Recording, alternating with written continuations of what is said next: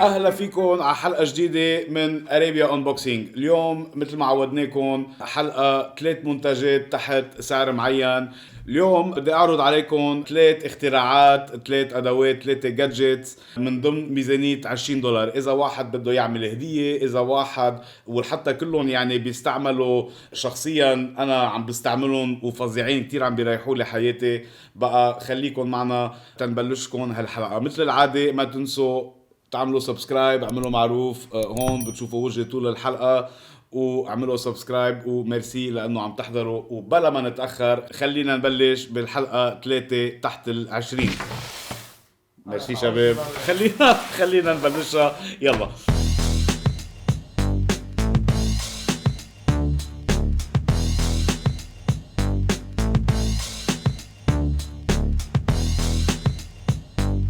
لكن اول برودكت معنا اليوم اللي بدي اعرضه عليكم هو الانلارج سكرين موبايل فون. كتير ايام منسافر، منروح، ما بعرف، بركي بنعمل كامبينج، بركي بنطلع على الجبل، بركي بنكون بالطياره، بركي بنكون شي مطرح وين ما عنا تلفزيون، اما بركي بدنا نحضر شي فيلم، اما شي مقطع لحدا ما عنده نظر منيح. يعني بنقول مزبول شاشة التليفون، يعني عم بيكبروا التليفونات هالايام بس برضه بيضلهم صغار. بقى انا لقيت هيدا الانلارج سكرين موبايل فون اللي هو كناية على جادجت بيخلي يكبر صورة التليفون لوين ما نكون نقدر نحضر فيلم على شاشة أكبر. خلينا نفتحه وفرجيكم كيف بيمشي. لكن enlarge screen mobile phone instructions open يعني كتير هين. تنشوف يعني ما في، ما بده عن جد كتير instructions. خلينا نفتحه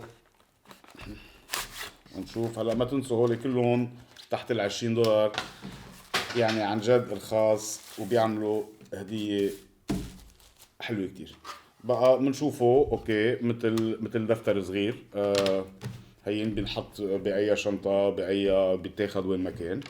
إذا بنفتحه هون بنشوف إنه صار في مثل ماجنيفاير ومطرح وين نحط التليفون. خليني فرجيه. اليوم بشير مش معنا، نحن مشتاقين لك بشير، بنشوفك بحلقات الجاي. اليوم معنا مصطفى والكاميرا. وهلا خليني فرجيكم.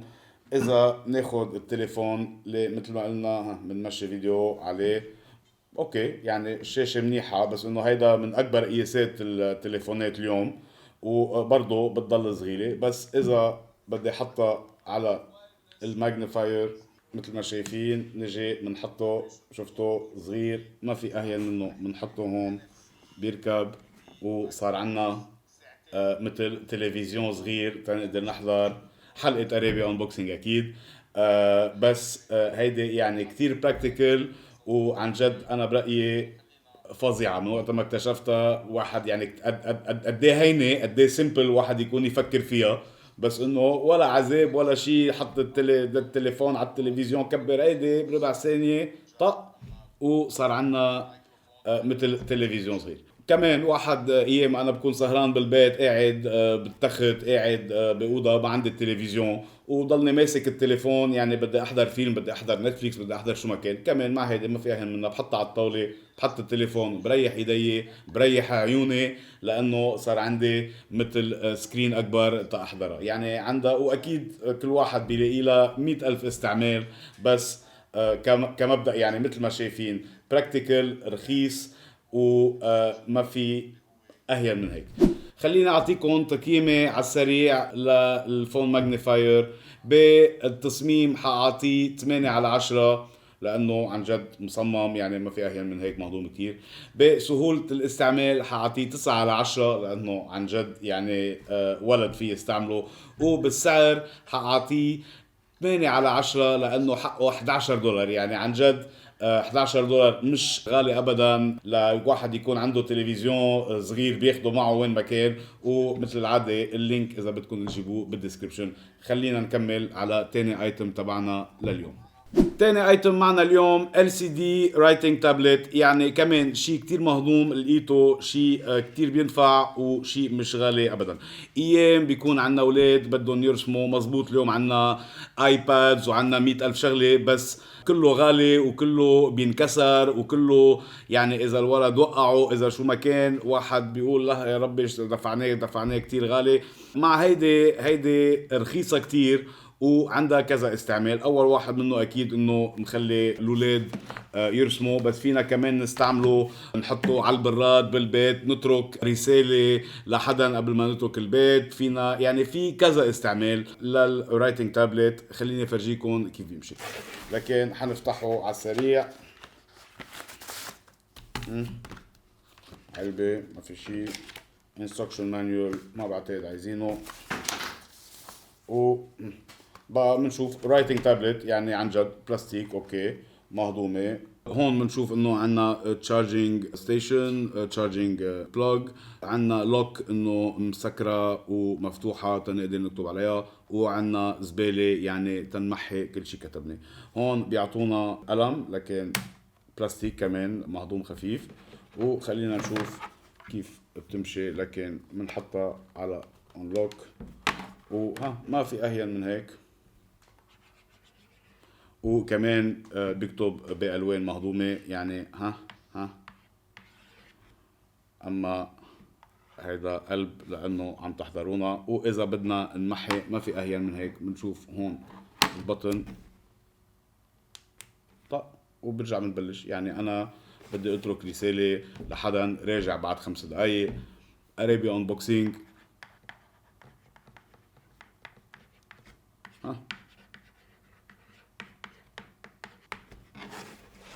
ما في اهين من هيك. واذا طق نظفناه. يعني عن جد ما في اهين من هيك. مهضوم كتير، عنده كذا استعمال. واحد فيه يفكر فيه للرسم، للولاد، ليترك رسالة، لانه اكيد اكيد واحد بيلاقي 30 استعمال لها. خفيف كتير، بتتاخد وين ما كان وما بنعطى الهم اذا انكسرت لانه مش غالية ابدا. هلا بنقول لكم بالتقييم بقى. ما بعرف اذا بيبين هون معكم انه بيحط لنا كذا الوان، وعن جديد ما في اهين من تنظيفها. خليني اعطيكم تقييمي عليها لكن على السريع. بالتصميم حاعطيها 7/10، وبسهولة الاستعمال مثل ما شايفين عن جد ما في اسهل من هيك، حاعطيها 8/10.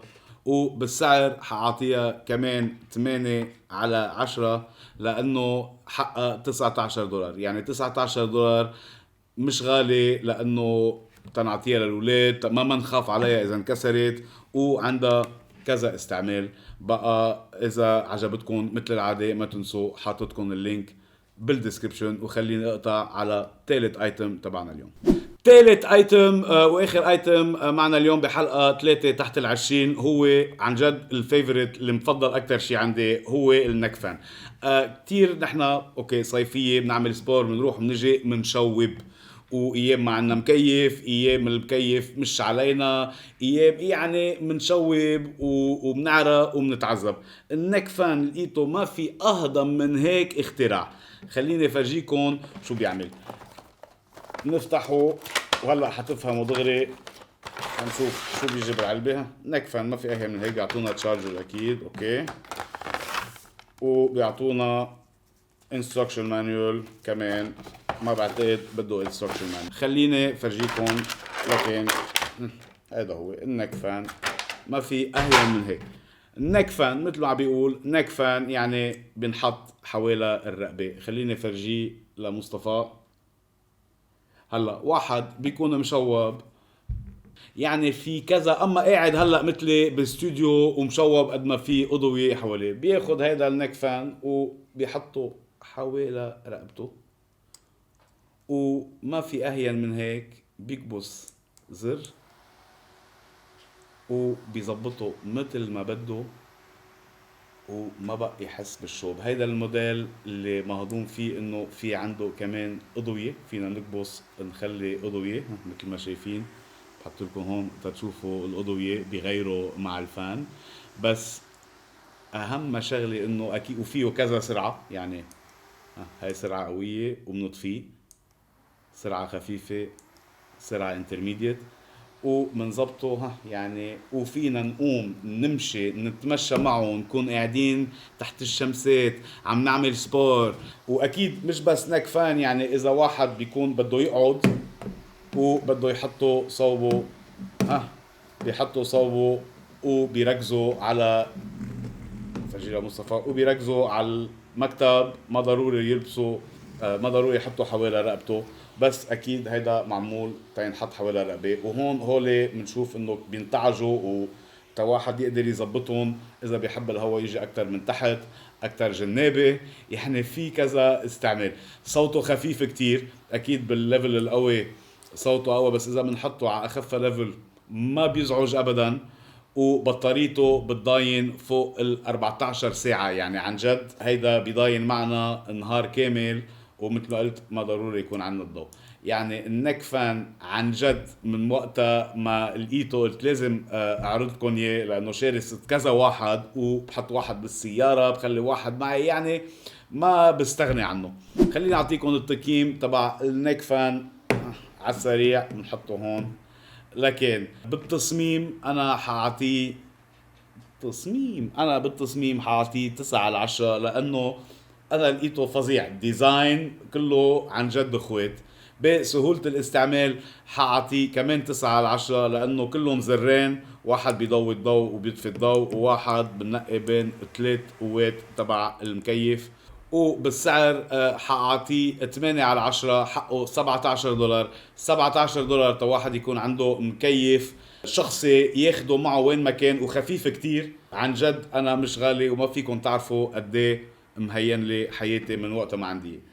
بقى خليني ارجع احطه هون، لانه عن جد مع اضوية الاستوديو واحد بيشوب كتير.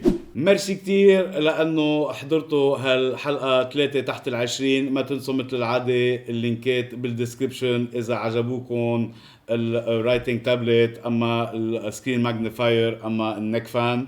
ثانك يو فيري ماتش. مثل ما عم نقول لكم هون، ما تنسوا تعملوا سبسكرايب، وبتلاقونا على تويتر، فيسبوك، انستغرام، تيك توك. وبشوفكم مرة الجاي بحلقة جديدة من Arabia Unboxing.